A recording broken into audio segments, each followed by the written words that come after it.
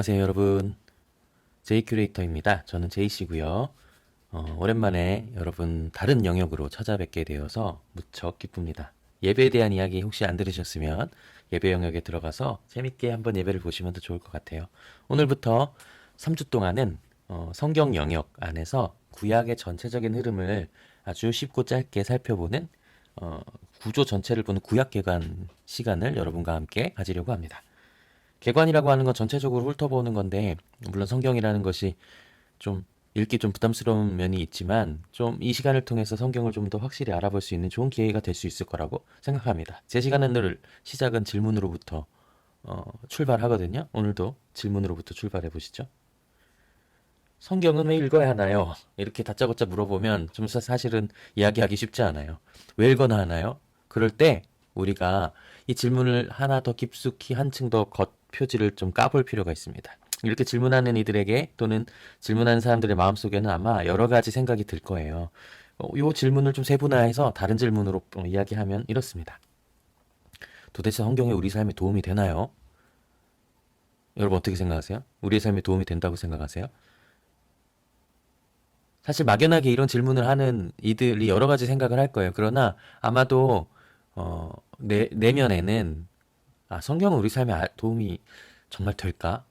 라는 생각보다는 내가 성경을 잘 모르기 때문에 어떻게 해야 되지? 어떻게 해야 내 삶에 도움이 될까? 라는 질문이 더 맞을 수도 있어요. 때로 어떤 분에게는 정말로 지금 우선순위 때문에 우리 삶에 도움이 안 될 거야 라고 마음속으로 생각할 수도 있다는 것이죠. 우리 삶에 도움이 될까요, 여러분?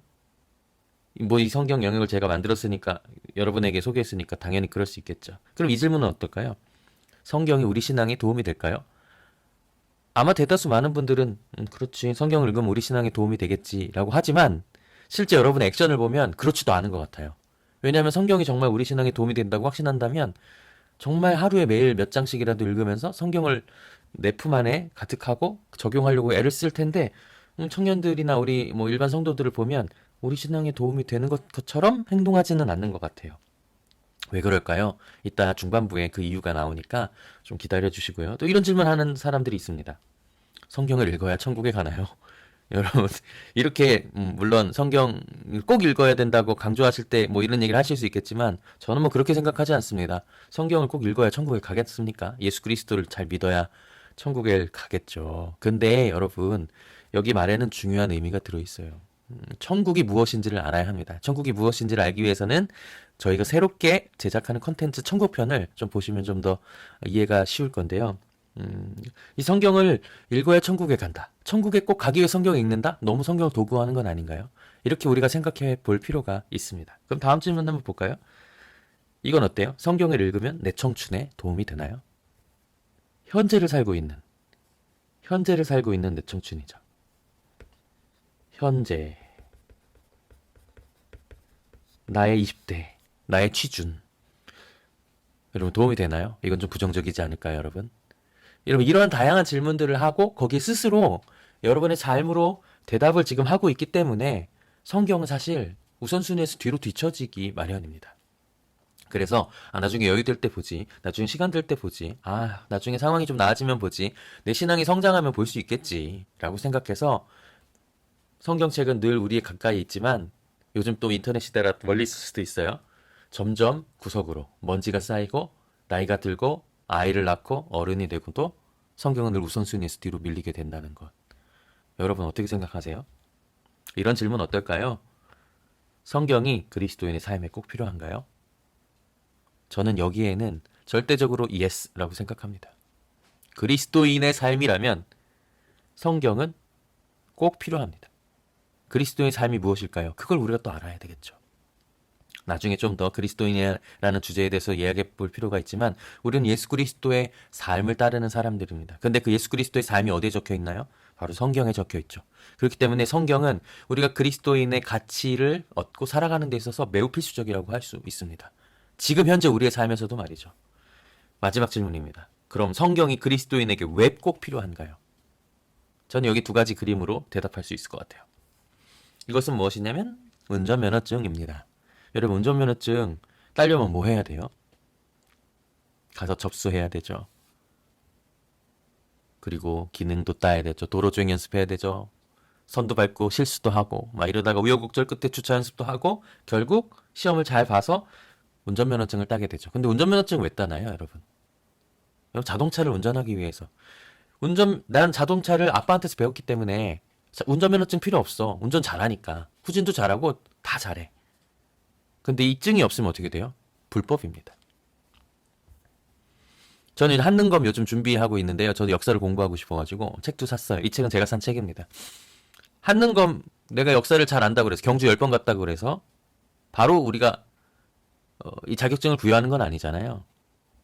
이 시험, 이 책들을 보면서 공부를 하고 뭐 다른 책들이 있겠지만 그렇게 공부를 하면서 내 것으로 만들고 역사에 대한 인식이 좋아지고 물론 이 시험에 맞는 뭐 출제의 의도도 파악하고 이래서 시험을 봐서 어느 점수 위에 올라가야 우리가 한국사 능력 검정 인증서를 받는 거죠. 그럼 여러분 그리스도인은 어떻습니까? 그리스도인 성경을 통해서 성경을 읽으며 성경이 내 것으로 만들며 한층 성숙해져야 합니다. 그런데 우리가 성경을 가까이 하지 못하는 이유는 또 있어요. 바로 이 슬라이드에서 볼 수 있듯이 성경이 너무 어렵다는 것이죠. 왜 어려울까요, 여러분? 그것은 너무 당연한 이야기입니다. 성경은 당연히 3000년 전에 쓰여진 문자이기 때문에 그들의 문화와 우리의 문화가 전혀 다르기 때문에 당연히 어렵습니다. 여러분, 지금 같은 시대를 살아도 지역만 좀 달라도 문화가 다른데 30년 전에 사셨던 어머니 아버지 세대와 우리의 세대 차이가 나는 것은 당연한 것인데 수천 년 전에 쓰여지고 수천 년 전에 사람들의 삶으로 기록된 이 성경은 당연히 어려울 수밖에 없어요. 근데 이 장벽을 넘지 못하면 우리는 영원히 성경 가까이 할 수 없습니다. 아까 우리가 처음에 이야기했던 왜 성경을 읽어야 하는지를 파악하기 이전에 우리는 먼저 성경이 어떤 배경으로 쓰였는지를 알아야 왜라는 질문을 할 수가 그때서야 있는 거예요. 그래서 이번 이 3주 동안의 시간 동안 왜라는 질문을 우선 서랍에 넣어놓고 성경이 왜 어려운지를 우선 풀어서 가깝게 내가 이 성경이 이해된다 이제 좀 그들의 삶을 이해할 수 있다 성경이 이런 식으로 쓰여졌구나라는 걸 맛보기로 하면 이 개관은 여기 이 3주로 끝나는 게 아니고 각자 권별로 개관이 따로 있거든요. 그것들로 들어갈 수 있어요. 다 저희가 해드릴 거예요. 따라오시기만 하시면 이 성경이 어려운 것에 대한 문제는 해결된다고 저는 생각합니다. 지금으로부터 시작해 보도록 하겠습니다. 오늘은 짧게 지도 몇 가지를 보여드리고 다음 주부터는 성경 각 권의 이해를 여러분과 함께 하려고 합니다. 이것은 세계 지도입니다. 여러분 우리는 어디 살죠? 여기 살죠, 여기. 작은 나라지만 큰 나라. 쭉 왼쪽으로 보면 지금 우리가 여행을 할 수 없지만 유럽 여행을 많이 가죠.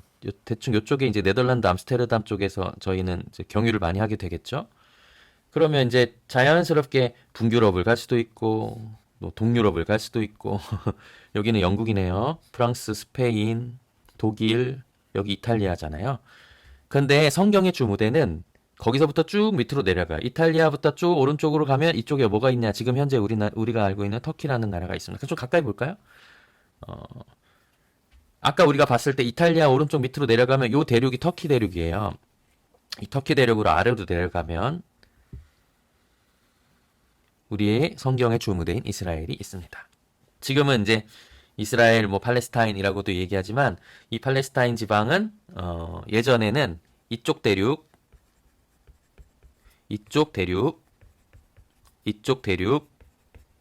세 큰 대륙을 잇는 유일한 통로가 이스라엘이었다라고 말하면 좀 쉬울 거예요.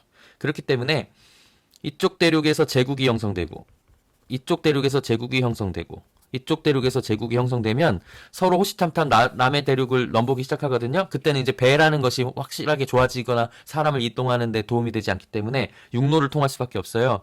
그래서 이쪽을 통해야 합니다. 무역, 전쟁 모두 이쪽을 통해야 되기 때문에 그 한가운데 이스라엘이라고 하는 작은 나라가 있는 거예요. 그리고 이스라엘은 굉장히 파란만장한 삶을 살았습니다. 근데 그들이 누구를 의지했느냐? 야훼 하나님을 의지했어요. 그 하나님을 의지한 스토리가 바로 성경이라고 오타다.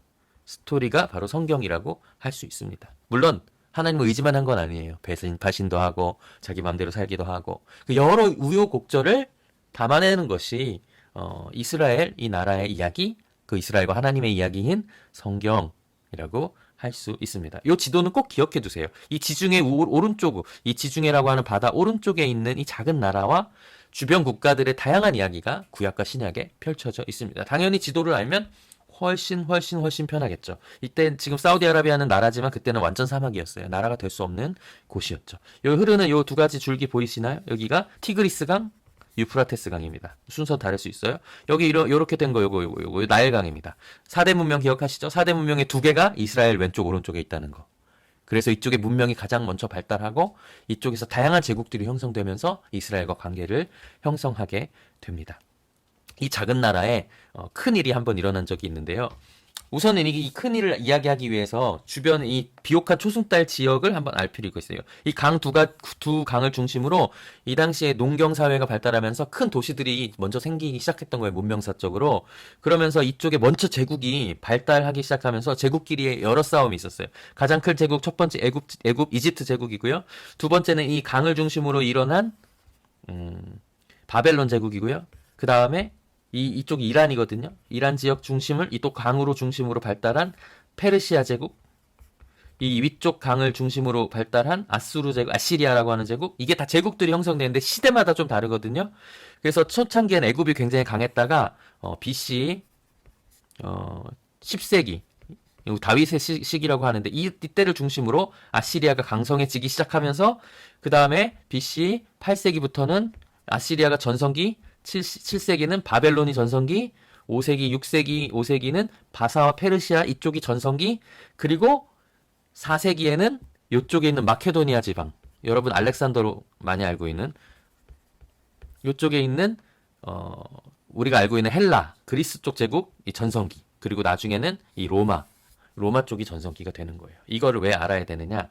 아주 중요한 사건이 하나 터졌는데 BC 8세기경 이 고대 근동 지방에 우리 이제 이게 지도를 좀 더 멋있게 그린 거예요. 이거는 어디 홈페이지 참조했는데 제가 참조 링크를 여기 밑에다 적어 드릴게요.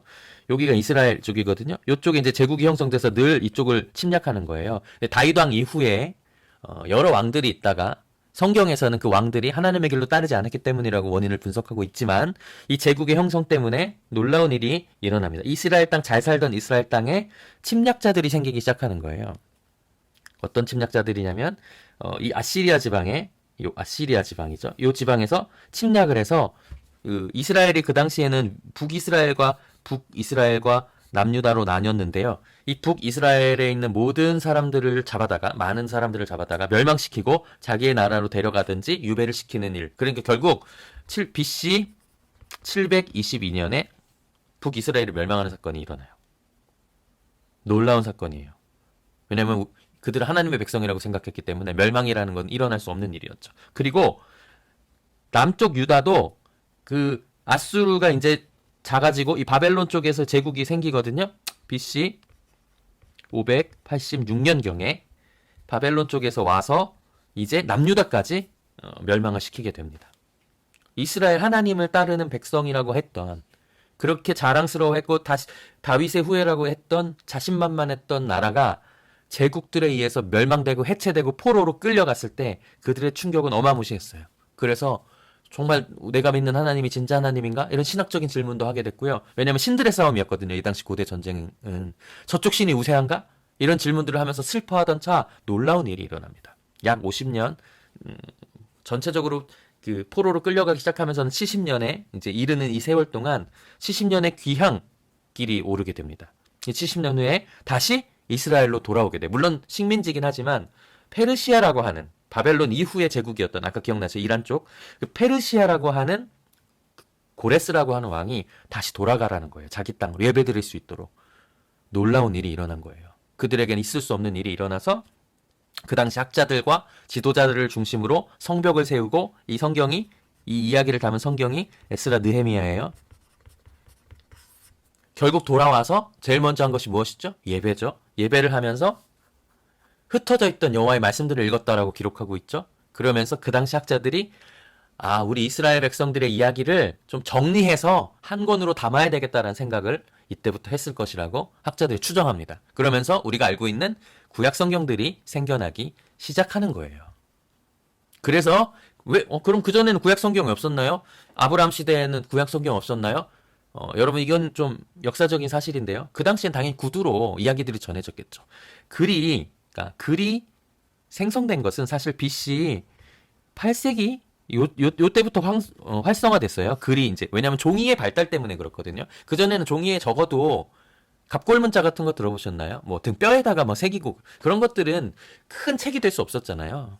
그렇기 때문에 요 때부터 책이라는 개념들이 생기기 시작하는데요.